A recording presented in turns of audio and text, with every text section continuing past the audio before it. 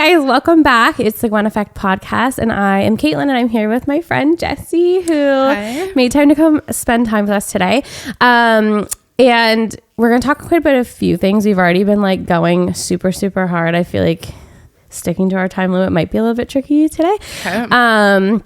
And we were just talking about like attention span and things like that too. And the reason that really kind of wanted me to reach out to you, because you're a huge advocate for mental health. You're a huge advocate for neurodivergency, which is a tongue twister. Mm-hmm. And you've also got into like your business and also some training and things like that. So those are things that we're going to focus on. But I want you to do a little introduction for yourself. And then we can jump in wherever you want to start. Maybe like where you wanted to start with your business or when you got diagnosed with, because you have ADHD. I do. Yeah. Among other things. Okay. So I'm going to go way back to like 13. So I feel like From the beginning. I love my it. whole life story.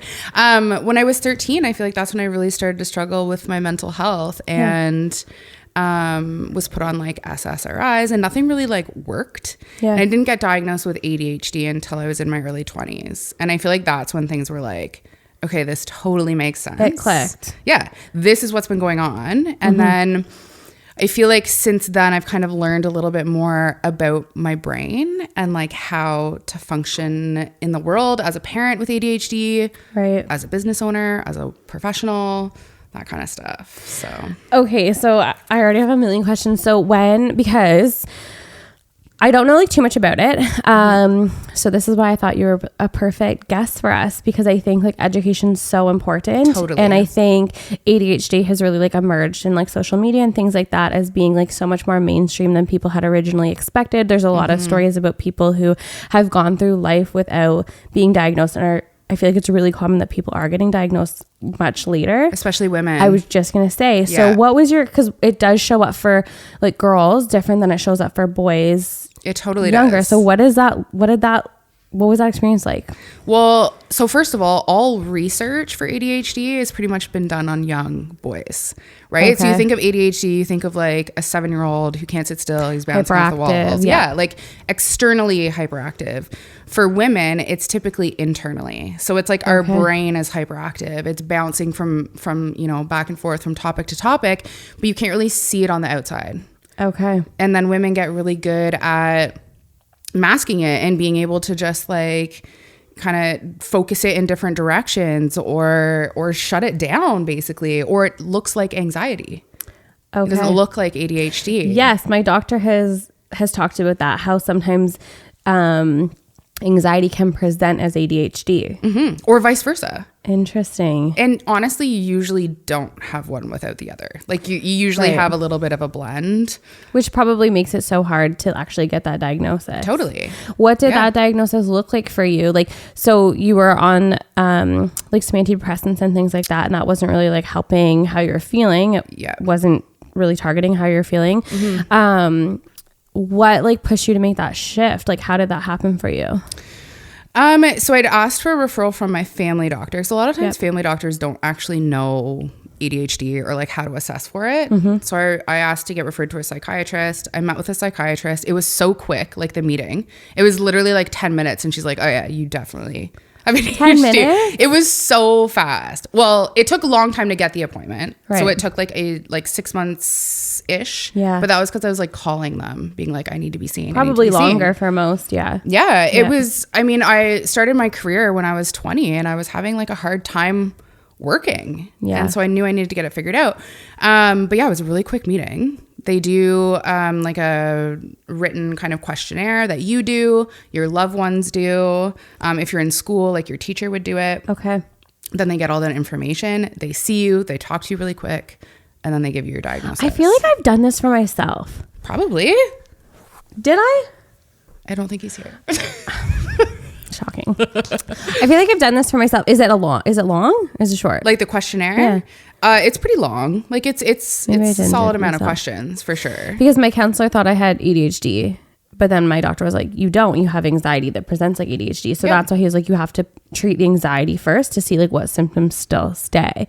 Because I feel like I get a lot of like like, I feel like my moods are very like hormonal too. Oh, that brings me to PMDD. Okay. I would love to chat about that, because this is something like I just started on. I'm an open book. I think you know that probably about me already. I just started, like, I had been on like so many different medications. I've been on like Zoloft. I've been on, citrulline, like all the things. And I didn't really feel like it impacted me. I was on, it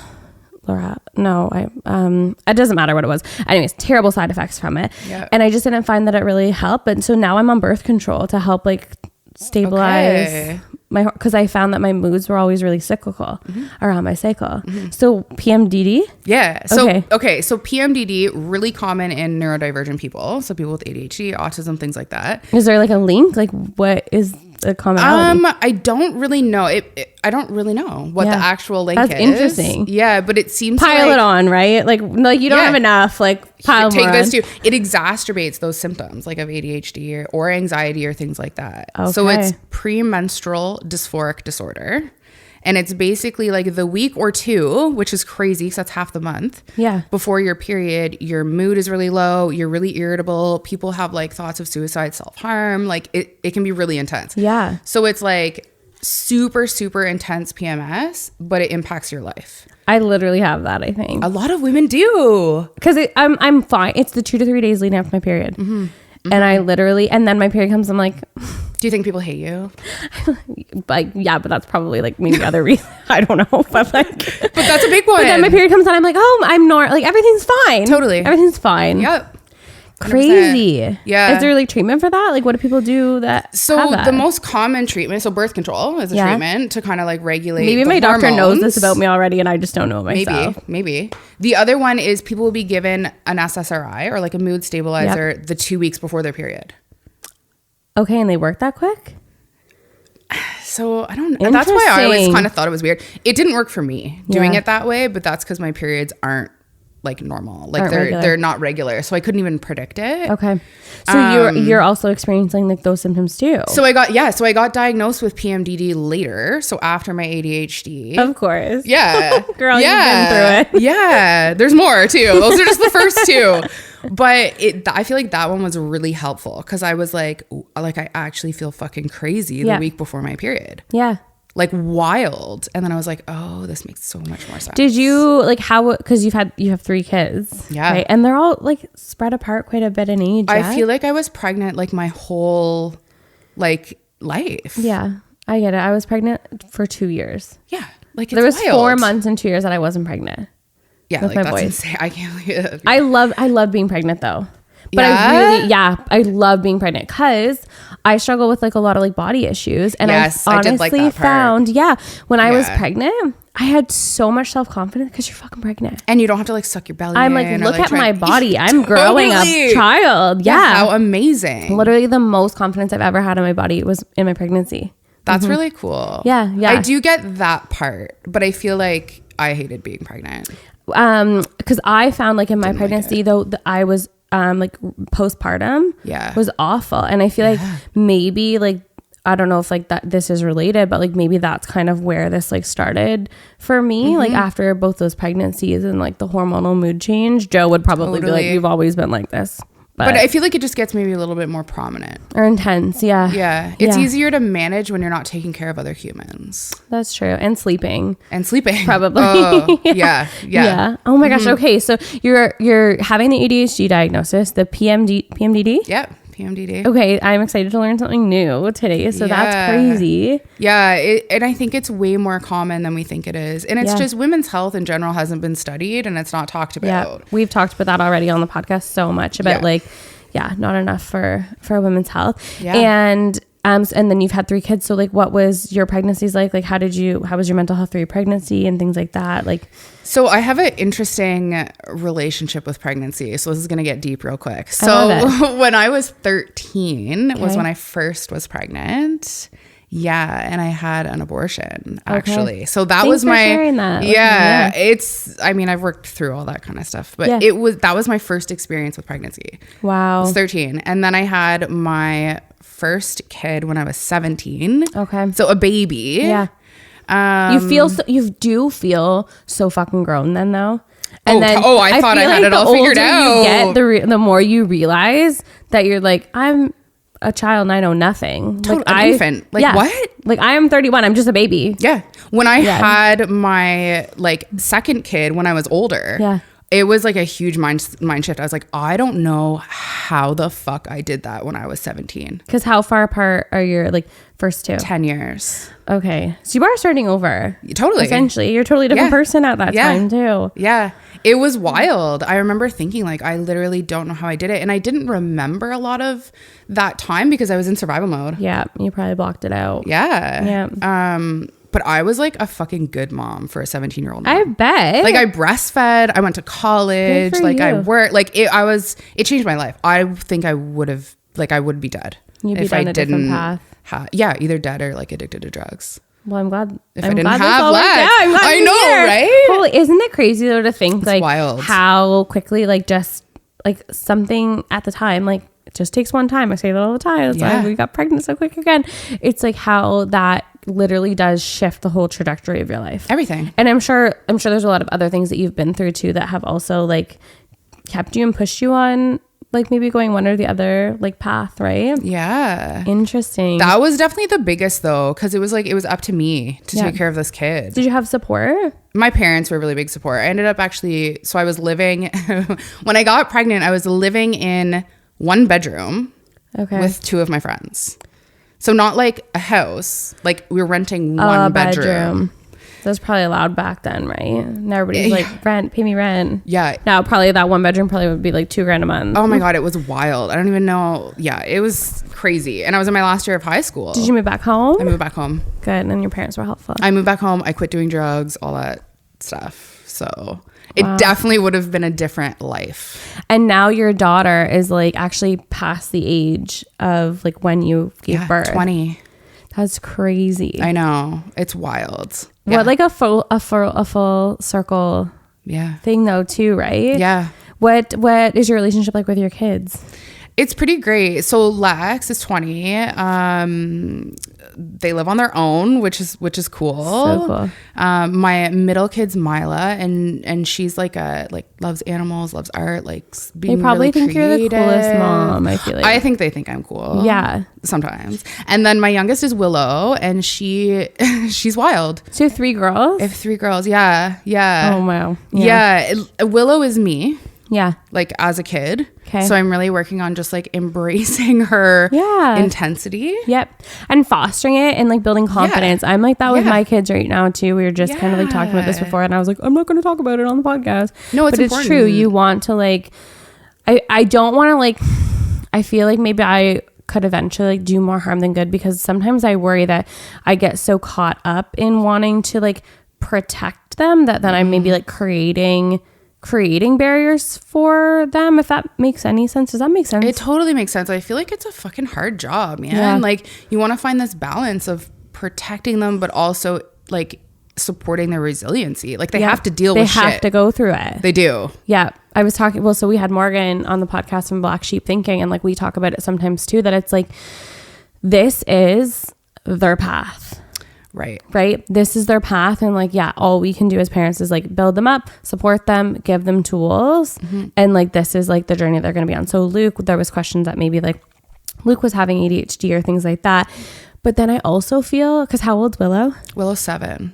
Okay. So you can be in this with me that I feel holy fuck, the expectation for kids, both my kids are in kindergarten. I remember I went Monday, Wednesday, every other Friday. Yep. And sometimes I talked to other people who did half days. Mm-hmm. You know what I mean? Mm-hmm. And we had nap time. Yep. Now there's no nap time. It's every single day. There's circle time. Mm-hmm. It's just, I feel the expectation for kids right now to sit still, pay attention, get the work. I just feel it is. It's not natural. No, it's too much. It's too much and it's not natural. And kids end up burnt out and then they act out and then they get in trouble and it fucks with their self-esteem. Yeah. We need to let our kids have play. Yep. And even now, like there's days where I can just tell my kids aren't feeling school. They need a break. So they stay home. Fuck, that'd be Luke every day. He never wants to go. Well, and that's where you got to find the balance, right? Of like, you still have to go. You have to do your work. You have to deal with the challenges. But if there's really a day where you're like, you're not feeling it, like I'm keeping you home. And I don't give a shit. Yeah, I honestly agree with you so much that we have to just like protect them. So for your daughter, your youngest daughter, Willow, do you think that she might like have ADHD? Oh, yeah. 100%. Yeah? I do. I guess I shouldn't say it like that.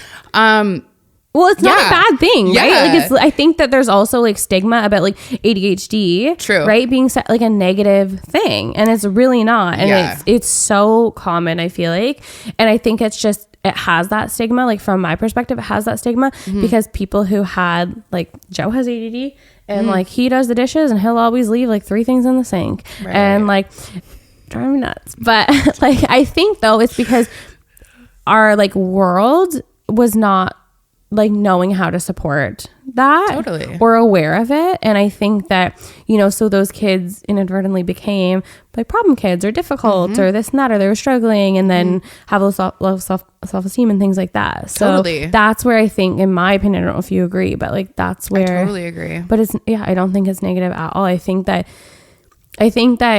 in reality, everybody's going to be dealing with some sort of like mental health 100% thing through their lifetime. Yeah. The actual statistics, like since COVID. Yeah. So it used to be 1 in 4, 1 in 5 pre-COVID.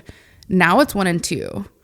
Right? 1 in 2 from 1 in 5. 1 in 2 will experience a mental health problem within their lifetime. Wow. And that's people who've reported it to their doctor. Right. So if you look at people who are going undiagnosed or don't know they have a mental health problem, or they're not reporting it, or they don't have access even. They don't have access to I think it's like 98% of people. Yeah. I have 2 friends in my life. Like they're fine. Yeah. They've never been anxious. I have a friend, she's never been anxious. And I'm like, how? I don't understand that. I don't get it. I'm jealous, but like I don't. That's like when people tell me they think about one thing at a time. I'm like, no, you fucking don't. It's impossible. There's no way. People do. Or they shut their brain off. Yeah. I'm like, what? How do you do that? What does your brain sound like then? Because no. There's people who don't. Yeah, they don't even have a I think it's only men. They don't have an inner monologue. Yeah, I think it's only men. We were talking, actually, we were at dinner the other day about like also how people in their brains like perceive, like if I tell you picture an apple. There's like can't. 5. I know there's like 5 different stages of how. So that someone would picture just like a shape of an apple, or someone would picture a really detailed, realistic apple, or someone would just picture like the word apple, or I don't know, right? Yeah, brains are fucking crazy. If I could go back in time and go to school, I would go for like neuroscience. I feel like you would excel at that. You still could. Yeah. You're what, 25? Right. Literally still a teenager. So I could. I love it. I read about it all the time. I went to school for behavioral science. So like similar. Yeah. But like I want to go for like. Do you feel like your experience, like knowing like your own diagnoses, have made you more curious about? 100%. Yeah. So in high school, like I struggled. Like I got 50s. I got kicked out. I failed fucking gym in grade 9. What? Like I had to go to alternative school. Like it just wasn't good for me. And then I went to college and I got like straight 90s honor roll because I was so into human behavior. Yeah. Because I was like learning about myself, my brain, and I had Lex at the time, right? So I was learning about Lex too. Like it was really cool. I feel like, so that's one of the things too with Luke that like, and I think I don't want to label him yet because I know that this is like, he's also just a kid. Totally. But like, yeah, if there's something he's interested in, it's like full force. Like he is so interested in like archaeology, and like we were reading this book the other night.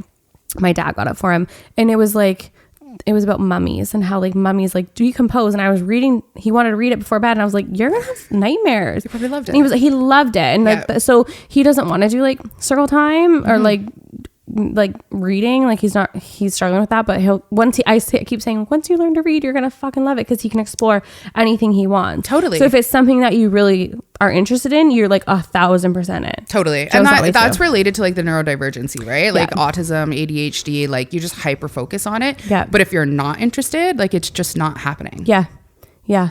So you went for behavioral science. Yes. What was your goals like when you went to, like, what did you think you wanted to get into then when you were starting school? I knew I wanted to help people. So I initially started working with youth. So I worked in closed custody group homes. Okay. And I really loved the work, but there's not enough resources and they don't pay you very good. Yeah. And then I started working in the prison system. So I actually started working in the prison system when I was 19. 19. My first placement, this is fucking they wild. They probably loved you in there though. Okay, but my first placement ever, do you know what phallometric testing is? No. Okay. Does anyone except you? Oh my God, it's fucking crazy. And even thinking back to this, I'm like, why did they let me do this as a 19-year-old? But anyways, my first placement was doing phallometric testing, which is where you're working with sex offenders and you're measuring their erectile response to stimuli. So they would be in a room. What? I fucking know. Every time I talk about this, I'm like, this is a real thing. So I would calibrate this machine, which is like a little... I'm never speechless. Yeah. Oh my God. Yeah. It's like a little elastic. They put on their yeah. And so they would go on like, I just hit my thing. They would go on the other side of the room and we would listen to different scripts. So there'd be like age appropriate sex. There'd be, different scenarios, right? Not nice scenarios. Okay. And then you would kind of measure the response on the chart, like on the computer. Yeah. So it basically helps you like determine their risk. And then you can cater the therapy or like the treatment they're going to get to address their preference. Bro. That is, and you were 19. I was 19 when I did that placement. Yeah. So that was like my first introduction to the criminal justice system. Oh my God. I feel like that would actually be traumatic. It was so traumatic. Because I think too, like, I am very naive. Yeah, I bet it was. And I think I just think it's potentially so different from what anybody would ever come in contact with. Right. And it's just to know that this is happening in some what I don't even know what to say about that. It totally changed my thinking. It changed my view of the world, especially as a parent. I mean, that's the thing that I was thinking about. You're doing your youth placement. You're so young. You just have a newborn child. That was probably really difficult for you mentally too, to also feel like you couldn't do the most help because you didn't have the support right in that job. It was really the weirdest thing for me. I was actually waitressing at the time too, and when I noticed it impacted me was when I would see a male with a little kid and I would automatically be like, that kid's being abused, right? Just your defense on guard. I was I would be the same way. And it's no, they're just literally out for dinner with their parent. But I was like, okay, my thinking's really starting to get fucked up. Yeah. So I knew very quickly that that's not what I wanted to do with my career, work with sex offenders. Yeah. But I wanted to stay within the criminal justice system. Okay. So I ended up working with high-risk gang members in maximum security prison instead. It's a breeze. Yeah. Yeah. Oh switched my gosh. it up. Yeah. Okay. So, and do you still do that job? So right now I work with people who are transitioning out of prison into the community. So still people who are involved with the law or criminals, federal prisoners. And I help them reintegrate. So, and that obviously fills your cup and that helping people piece. Kind of. Yeah. It does and it doesn't. Okay. Tell me more. Can you tell me more? How much can you talk about? Yeah, I have to be super careful with what I talk about. Yeah. I wish I could talk in a lot of detail about it because I think there's a lot that needs to be done in order to effectively help those people. Yeah. And I think that feeling of not being able to help the way I want to help. You want it to look a certain way, but you're limited. Yeah. That actually led me to Mellow Kali, to my business. Okay. Because I couldn't do what I wanted to do and I couldn't do what people needed. Yeah. Right? It just isn't enough support. Yeah. And I think with that population too, a lot of people in the community don't really care about people who are incarcerated. They think they're bad people. So there's just not a lot of... It's just not a focus or attention. It's not. Yeah. Yeah. And you don't really know what it's like unless you're in that scene. Yeah. I have a friend who's an acute mental health nurse at a federal prison. Yeah. So yeah, that person knows exactly. Yeah. It's a very, very difficult job. And I think that just kind of seeing her experience too, because like, yeah, she doesn't talk about things. It's very like private, yeah. But it also has like maybe built up this same kind of shell that you also had kind of experienced initially when you first got into that system of just trying to like shut off from those things. And it's really, it's really, really hard. So how long have you had your business? So I've had my business. So I'm in my 3rd year. I feel like it's been longer. Maybe it has, honestly. Like I was thinking about that on the way here. It was after COVID. I feel like life, I can only separate. It's like pre-COVID or after. Yeah. It was after. I think it's my 3rd year. Maybe my 4th. 3rd going into 4th. Yeah, it could be that. Yeah. It could be that. It feels like it's like, it flies. Yeah, I think it might be that actually. It might be going into my 4th year. It does fly. Yeah. I feel like I still have no fucking idea what I'm doing. Honestly, like as a business owner, as a fellow business owner, I concur because I tell people this all the time, like my business is Good Home. I started selling home decor. I love home decor. That's my business started. Joe got me a candle making kit. I started making candles and then that's what took off. So I pivoted. At the same time, I had just had the kids. So then I had launched Good Home Baby and I was fucking selling baby stuff and home stuff and baby stuff. And I had these little divisions of the business. It's amazing. And I just have pivoted and then I had the store. You have to pivot. Right. And I just feel like business is always just like pivoting because people change what they want or trends change. And I feel like you're good at that. So the fact that you actually don't know what you're doing, I actually think is fine. Right. And I kind of because it keeps you relevant. Yeah. Yeah. That's true. I'm really learning to pivot and like be okay with the pivot. Yeah. I think people get very like caught up in like a plan. Yeah. And I think like the fluidity in business is where it's at because... Yeah, right. You can't have a plan. Everything's we feel better now all the time. Yeah, it's true. No, that's good. And your business. So if no one's been following, or I'm sure you have a lot of followers now. You've grown social media huge. I've really tried to. I actually had like my first like viral. Good for you. Reel like 2 days ago. Oh my God. Good for you. Congratulations. Yeah, and I got like 25 followers from it. Amazing. I know that's not like crazy, no, it's but huge. Like I was like, oh shit, this is nice. That's amazing. Yeah. I think about that all the time that like, Joe will link your Instagram page. Cool. Yeah. I think about it all the time. And like, I saw a video actually last night that it was like 100 people in a room, 1,000 people in a room. Right. And it's like, that's a fucking lot of people. That's a lot of people. And I think like we get really caught up in like social media feeling so big. Yeah. Right. And I can totally relate. It's so good for you. Social media is like a full-time job too. Oh my God, man. And like it's way harder than it seems and you have to be vulnerable. Yeah. And I don't like being vulnerable. That was the so hardest thing. Say that. Oh man, I'm not like I have walls.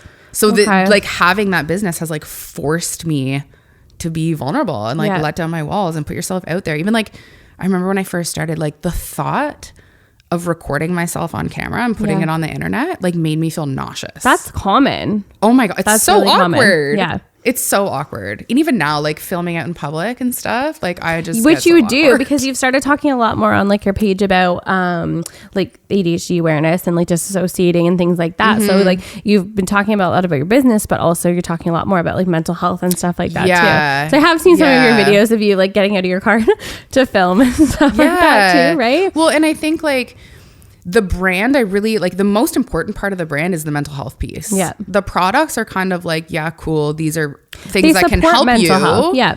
But I want to do like the mental health education. Like that's my passion. Right. That's where I get like that. Like, I swear to God, I get high after I teach a course. Yeah. I'll like call my partner and I'm like, blah, blah, blah, just blabbing away. Yeah.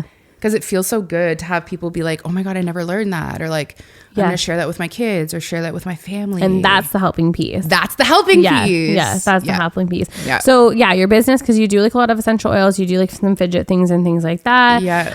Do you have a favorite product? Fidget rings. Yeah. It's honestly, any of the products I sell are things that I use because they help me. They help my brain. Yeah. Right. So like the mood perfumes and the fidget rings I think are my two favorite, and those seem to be the things that other people like as well. Yeah. I think essential oils in general, the market's really saturated, so I don't really know. Again, pivot. Like I don't know if that'll be a main focus moving forward. I think it'll always be like a portion. Yep. But it's always trying to like innovate to the next thing. Yeah. It's stuff for your senses and like sensory self-care. Like that's really what it's all about. And it helps people with any mental health issue or lack of mental health issue. Like it just helps anyone. So. I started following this, this just made me like think of it when you said like sensory self-care. I started following this girl last night, and I have no idea who she is because I just started last night, but she's like going like week by week, and she's like challenged herself to do like one thing a week that says that it will improve your mental health. And she's like validating it. Validating it. She's validating it. So like the first one was like exercise improve your mental health. So she like focused on exercise for a week. She checked that box that it does. The one that I just came in on is her second week, and it was phone break. So she like switched to like a flip phone, and then she like made this video about like how like everybody around her is like addicted to their phones and stuff like that, and actually like also helps her mental health. And so like that's been really interesting to watch too, like all these just small little changes, right? And how like big of an impact they can have like on your overall that's what it's about. It's not about doing these big huge things. It's about small changes. Is that me? I think it's me. Oh, sorry. It's okay, we'll pause. You can grab it if you want. There we go. No, it's good. They're telling me my Botox prescription's ready because I have a Botox appointment later. Do you? Yeah, I love Botox. Me too. I love it. It's my favorite. And filler. Me too. Well, the filler. I love it. The filler I haven't had me good luck with, but Botox, love. Okay, we can probably cut that part out if you want, but we're like, speaking of mental health, outer beauty. Love yourself. Honestly, I think like whatever works for people. 100%. I wanted to talk to you because you're talking about like your cup being full. I want to ask about your training program because this is new, right? Like this is relatively new in the last... It's not really new. So I got trained to be a mental health facilitator in 2019. Oh my God. Yeah. So this is what I do like in my everyday work, right? Like I teach groups about, you know, mental health is where I worked for 10 years and then 5 years teaching programs within criminal justice, but like it's the same stuff. They're still people, right? Yep. So yeah, I got trained by the Mental Health Commission in 2019 to teach the course. And I've been teaching it ever since then. I just didn't really talk about it as much on Mellow Kali until recently. Yeah, because that's where where I was like, no, people need to know about this, and it's okay if I promote it. Yeah, because I was just 100% like, nervous too, or something. I don't know. What makes you feel nervous? Like, what was keeping you from that? You think? Because sometimes you see things online where people are like, yeah, I teach this course, and it's like, I don't know. Sometimes I feel like you really like have the backing though. Totally. Right. I feel like if it's different. Right, if somebody just like, hey, we went to high school together and now I'm doing this. And I think that's maybe what I like thought people would think I was doing. Yeah. Right? I don't get that at all, but I know what you're saying. But no, I don't get that at all because I feel like you've also like practiced so much about what you preach and in through your business, in through your vulnerability, through social media and things like that. So I feel like if anybody has like a platform to be able to kind of like offer something like that, like it's such a good fit for you. I love it. I love it. So I teach mental health first aid, which is a program through the Mental Health Commission of Canada, and then I've kind of done developed a couple workshops that are like spin-offs of it. Amazing. You developed these on your own? I did. Yeah. Congratulations. Yeah. That's huge. I love it. And it really like, it is my skill set. Like that's what I'm good at. And you also like are so immersed in the like culture that you can see the gaps. Totally. Right? You can see the gaps and you can like adapt your knowledge to fill those gaps. Yeah. So this 100%. Mental health training first aid. What is that? Tell me about this. So it's a program. So the Mental Health Commission of Canada developed. So it's similar to like physical first aid, I guess, right? Yeah. But you're learning how to help someone who might be experiencing mental health crisis to be able to help identify like signs and symptoms and how to actually intervene. Okay. Right? Because a lot of times people know someone might need help, but they don't know what to do or they don't want to make it worse. So they like almost avoid that person or like isolate that person. Yep. So this is trying to encourage the opposite, help people feel more comfortable to just like have those conversations. And connected. And I feel like everybody should have that. Every single person should have it. Yeah. 100%. Because it's so common now. And like I could literally list off like 5 people literally right this second of like how that could like support them. Totally. Because you do like you like have people close to you in your life, like not and this could also be like this could be somebody at work, this could be somebody that you're just maybe recognizing, or and I think there's definitely been moments that like I can recognize for myself that I'm like, how do I handle this, or how do I support this person, especially too if like this person like in question like doesn't maybe acknowledge it or doesn't want the help. Yeah. Right. So like those situations get really challenging too on like how to support in different situations. So is it kind of situational, like how you teach? We do a lot of case studies. Yeah. So it's 2 full days. There is a 1-day course as well. I try and promote the 2 days because you get so much more out of it. Yeah. We focus on like major mental health disorders. So we talk about substance abuse, trauma, anxiety, mood disorders, and psychosis. That's kind of like the main chunk. And then the rest of it is like cases. Okay. So this is an example of a person dealing with this. How would you intervene in a way that's effective? But also, how do you take care of yourself? Right. That's a huge component. Because that's the other thing is like, and I've definitely felt myself in the situation too, that you sometimes also, for the people that are opposite of not wanting help, they can kind of like, as like a caregiver in a way, and it comes very draining and very challenging to also set boundaries around those situations. Totally. Yeah. And so many of us are people pleasers. We don't know how to say no. Yes. I'm like, no, I'm not. And then I catch myself. I'm like, oh, fuck. Do you know what's crazy about people pleasing though? What? It's a trauma response. What? Yeah. So, you know, like fight or flight, right? Yeah. So there's 4. So it's not just fight or flight. So there's fight, flight, freeze, and fawn. And fawning is people pleasing. So it's saying yes to things every time. Well, Joe too. Yeah. Oh my God. Right. Actually, sometimes I'm freeze then too. Oh, no doubt. Because when I get really overwhelmed, maybe this makes sense. When I get super overwhelmed and I'm like really just like overpacked and like have too much going on, my friends don't like hear from me in 2 weeks. Yeah. I don't talk to anybody. I shut down. I'm like, because Morgan actually said this to me too. I need to get you guys connected because I think you really like Morgan. Yeah. We like had a session because I was like, I need an emergency session. So he does life coaching. Yeah. And like I went through a lot of healing this year and it's been incredible. Beautiful. And one of the things, well, actually like a lot of the thing that like kind of pushed me to my healing is like also knowing that like people sometimes do want to be like a victim in circumstances too, right? And it's kind of like taking that accountability to be able to just like understand it and move forward from it. Yeah.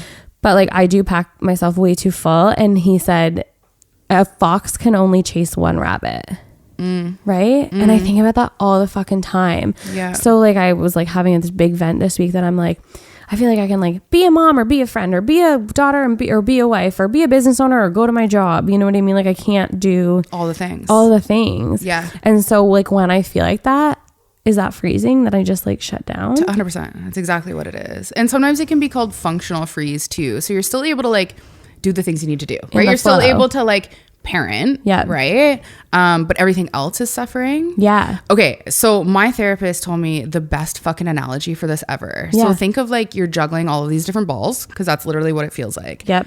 But some of those balls are glass balls. So like they're the most important thing. So like you need to have money to support your family. You need to take care of your kids. What life is about is just making sure that those glass balls don't fall and break. Right. You're going to have to drop some of the other balls.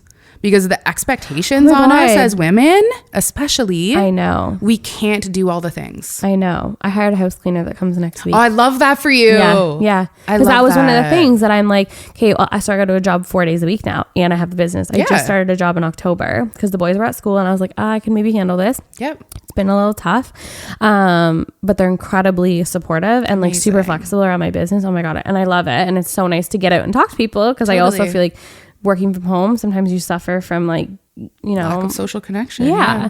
So it's been really good for me. And I don't even know where I'm going with this. You can't do all the things. Well, yeah, I can't do all the things. So then I'm like, well, you know what? I'd rather actually be at work than clean my house. Amazing. So I'm hire a cleaner. Yeah, I'm going to hire a cleaner and other stuff like that. So it's been really I want to hire someone to make meals for me. Because that's the thing that like I just, at the end of a day. You should get Darcy to meal prep for you. I think she's doing that. Really? Sometimes when she feels like it, I think. I need a meal prepper. Like I like literally that's like my goal in life is to make enough money that I can just like hire a chef. Yeah. My goal in life is to make enough money so I can get my hair washed at the salon once a week. I know. I have to say that every time to them when I get my hair washed when I have a color. I love it. It feels so good. I know. And then not have to like dry it. Yeah. You get it. I totally get it. But it's true. There's too many things to juggle. And especially too like financially, like we need to contribute. Yeah. Right. So, and then having a small business, being parents, wearing all the hats. So fuck, I don't think that I could choose what balls not to drop right now? They all feel important. How do you decide? I feel like sometimes life decides for you a little bit, right? Because we only have like a capacity for so many things. Yeah. Right? Scary to think about. It is kind of scary to think about, but the most important ones are the glass ones. So like your relationship, your kids. Yeah. Right? Yeah, like 100%. Things you need to keep alive, like your pets. We just got rid of our fish a couple weeks ago. Yeah, fuck the fish. Fuck these fish. Fuck the fish. Yeah. Yeah. Right? Yeah. And the cats are pretty self-sufficient. Yeah. Yeah, you got to just kind of like choose your spots. Like the house cleaner is a great example. Yeah. Right? Like that wasn't one of the balls you were willing to juggle anymore. True. You're right. It will come clear over time. Maybe I need to get like a pen and paper before you go, and we can like make a little list. So, okay, holy fuck, we talked about so much. We talked about such an ADHD conversation. I know. It's a good fit. It just jumps. Keeps things exciting for people that are listening too. We talked about your job. We talked about your ADHD. We've talked about like medications and stuff like that. So you're in therapy too? Yeah, for sure. What's your therapy experience been like? So initially I've been in therapy for, I want to say like a lot of my life. Yeah. But it took a really long time to find a therapist that actually like gets it. Yeah. That's fucking huge. So do you know what the biggest predictor of like effective treatment is? What? Your connection with your therapist. Really? That is the single biggest predictor of whether or not treatment is going to work. I hear that feedback super often when I talk to people though too. If I'm talking to somebody and they say like they stopped going. Yes, because they didn't like their therapist. Yeah. It's always been like that's pretty well always been. It's never been like I felt better. Yeah, no. It's been I didn't really like the person, or I didn't feel connected with them. Yeah. And I have friends that have been to like 4 or 5. Yeah. My therapist is amazing. She understands the work I do. Okay. And that was a really big thing for me, because if people don't understand that right? like life, right? Like they're just not going to be able to give me the help I need, I feel like. Yep. So she's been amazing, and I encourage people to go to therapy because talking helps us process. Yep. And right now I'm really into like exploring somatic therapy. What's somatic therapy? So like movement therapy through like movement breathing and things like that, as well as psychedelic therapy. Okay. So cool. Like microdosing? No, more like macrodosing or like full dosing. Okay. So like having an experience, having a trip, but you're with someone who is like coaches you or guides you. It's like all set up, like set and setting. There's some really interesting studies being done throughout the world. There's something on Netflix. I think actually I don't know if it was for sure this. I've talked about it on the podcast before. Have you seen Goop Lab? No. Goop Lab? It's I don't Gwyneth think so. Paltrow. Oh, she's fucking... No, but I have to send it to you.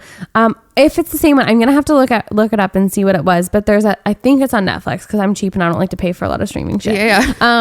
So it has to be on Netflix. But it was all about, how like microdosing and like... it helps with like healing people who have like PTSD and stuff like that too. But there was also... It might have been... the Zac Efron one too, but they went and they did ayahuasca. Super cool. Yeah. And they like had, it was in, I think, Costa Rica, something like that. They went and did ayahuasca, and they had this like transformative journey, and they all had to like throw up before. So their stomachs were like completely empty, and it was like an all night thing. It was definitely on the Goop Lab. I'll have to send you this one episode to watch just to entertain yourself. Would you ever do something like that? 100%. So I actually just did a course called a psychedelic sitting course. So I got trained in how to sit with people who are having a psychedelic journey. Should we kind of help them through that process? Fuck yeah. I feel like I would just trip so hard. So it's all about set and setting. So it's about your mind state. It's about how safe you feel. Okay. Like there's intention behind it. Like I feel like I would feel safe with you. Yeah, it's very different than what people think it is. It's not like doing mushrooms when you're a teenager and you're walking around in the forest. I've never done like any drugs except for weed. And it's been a long time. Mushrooms? No, because it makes your brain bleed. I thought. Doesn't it? I've never done anything. I remember everybody was doing. I remember in high school, everyone was doing sativa. Is that what it's called? What's it called? There's one called salvia that people did in high school. Yeah, which is a psychedelic, and somebody was gonna throw themselves out a window. Or something. I got eaten by like a chair on salvia. And it's like terrible. Yeah, you don't. It's you so can buy different it at a flower shop or something. Yeah, you can, and it is a psychedelic. Don't. It's going to be a bad trip. Yeah. But things like psilocybin, like there's research right now for treatment of alcoholism with psilocybin. I think it's after 5 to 10 sessions. People are like fully healed.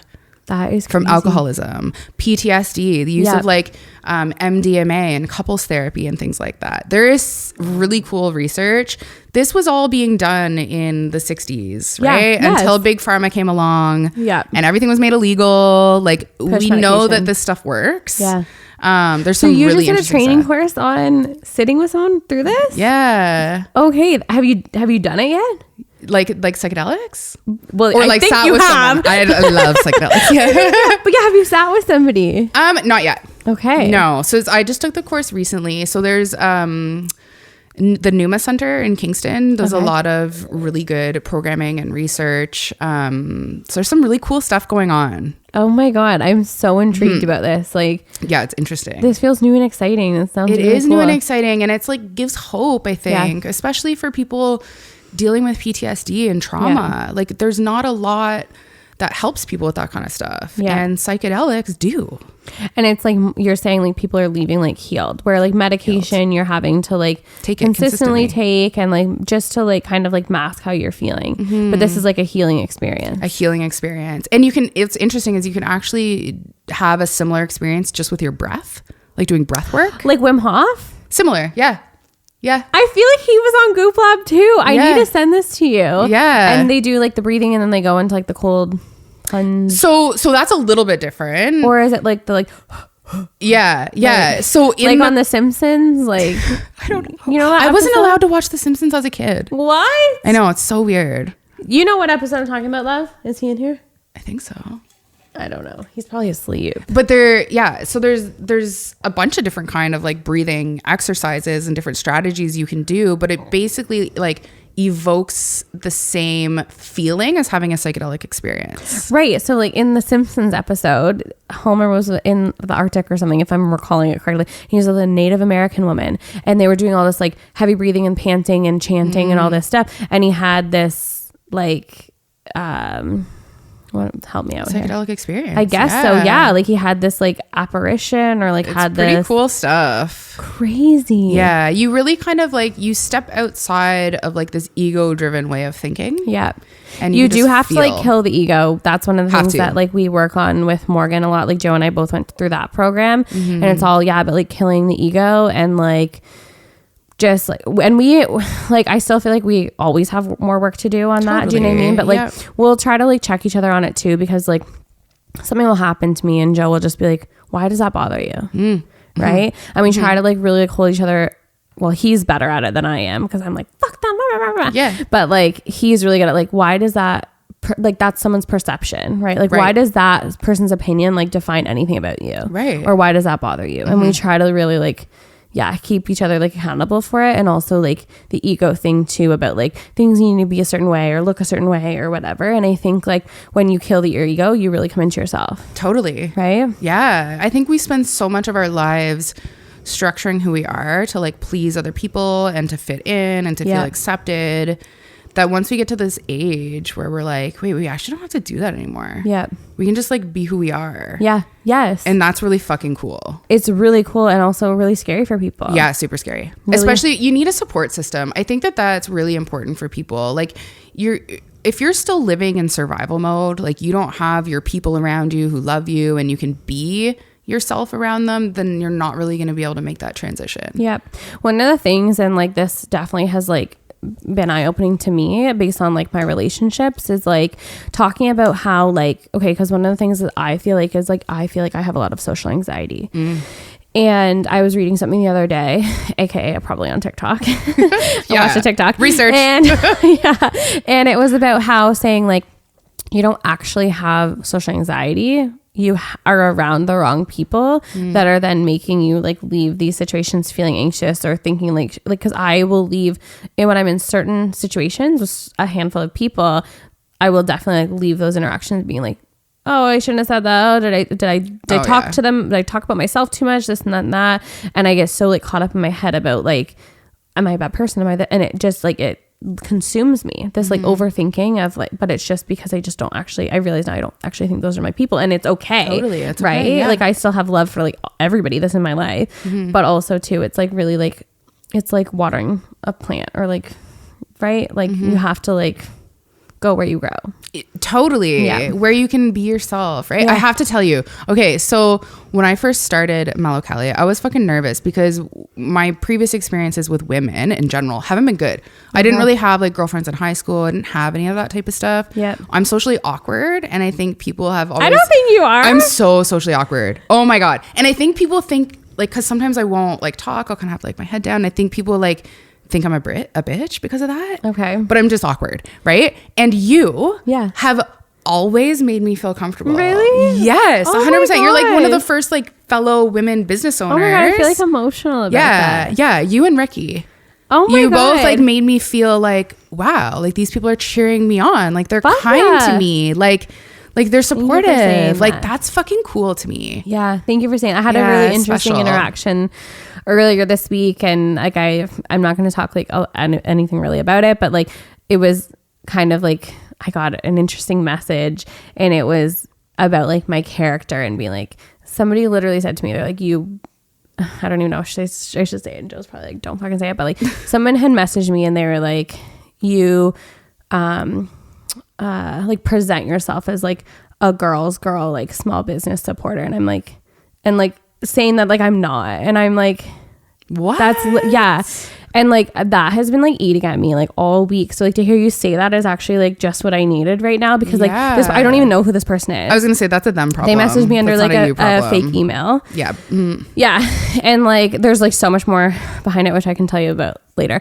Yeah. But like yeah, it like, and it's interesting how like it does kind of become your identity like in ways, right? And then when you feel like I know that that's not true, I fucking love you. I love like the relationships that I've made with people in small business in this community, it's women especially. Yeah. Right. It's not going to be for everybody. There's not going to be every single person that you're going to be able to like make those connections with, but I actually feel so fucking lucky to have like a community that also like supports me, and it feels really like authentic. Yeah. You know what I mean? Yeah.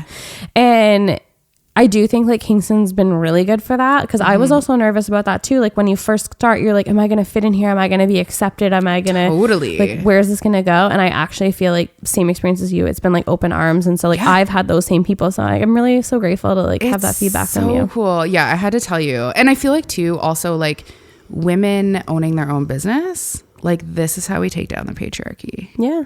It really fucking is, right? It's so like we gotta support each other. You do, and it's also like I think like when you talk about like being vulnerable too, like we have small businesses. Putting yourself in front of people in the way that we do is also like, yeah, it's also vulnerable. Even just fucking standing in a market. Oh my God. Standing in a market and saying like, here, I hope you like it. Oh my God. You know what I mean? Like that in itself takes like so much courage. Yeah. So like I literally admire like you. I admire so many people that have small businesses that have been able to like put themselves forth into like being exposed. You're literally like, yeah, like, and and it's something that you feel passionate about. Like really everybody I know is selling something that they feel passionate about. It's their creativity, is their art. Yeah. You know what I mean? And so no, I feel so like, I feel exactly the same as you, like so privileged to be able to like have those connections and relationships. And it does help. I turn to people all the time. Like if I'm like suffering or struggling through something, it's just what you said, like finding your people, finding your community. 100%. So I have one more question, I think. Unless there's anything else you want to tell me. Yeah, no, that's great. I have one more question. It's kind of like next steps. Like, do you think that you're going to be at your current job like forever? Do you think that you're going to maybe look at taking your mental health training courses and focus on that a little bit more? Okay, so I have 15 more years until I can retire with a full pension. Okay. So I've got like golden handcuffs on, I feel like, which is fine. 15 years will go quick. Nothing. Yeah. But my 5-year plan, I'm so fucking excited about, and it's got to happen. I can see it so clear in my head, but it involves having a collaborative wellness center. Think like industrial, like nature kind of vibes where we could have psychedelic therapy there. We can have a little shop where you can get like self-care items and things like that. We could have some hot, cold exposure stuff. We could have psychologists on board, social workers, right? Like all of the things kind of like in a central hub, and then have like healing dance parties with like rave music and shit.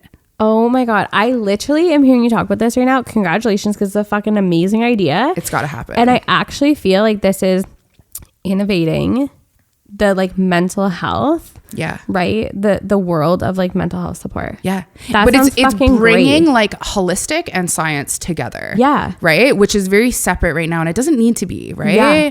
I've gotten the opportunity in my work in the prison system to attend a lot of Indigenous ceremonies. Okay.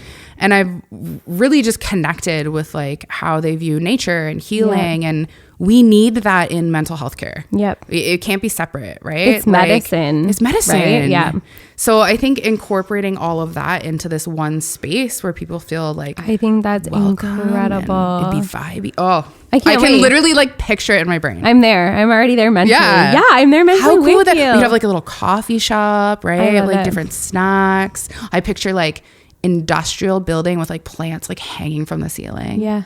Oh okay, so like manifesting. Yeah, manifesting. 100%. And you believe, of course, in manifesting. I believe in manifesting, but I also believe in busting your ass.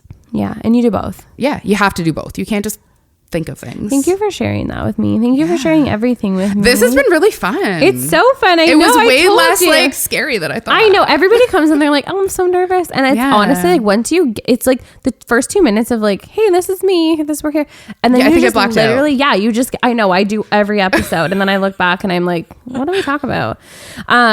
Literally, it's like a privilege to be with you today. Oh, thank you so much for having me. Of course. So Joe's going to link like your social media. We'll link all that stuff. I'm going to send you those Goop Lab episodes. Awesome. And keep me posted on your opening day. Okay, amazing. I'll be there. Awesome. Okay. Like and subscribe. Bye, guys.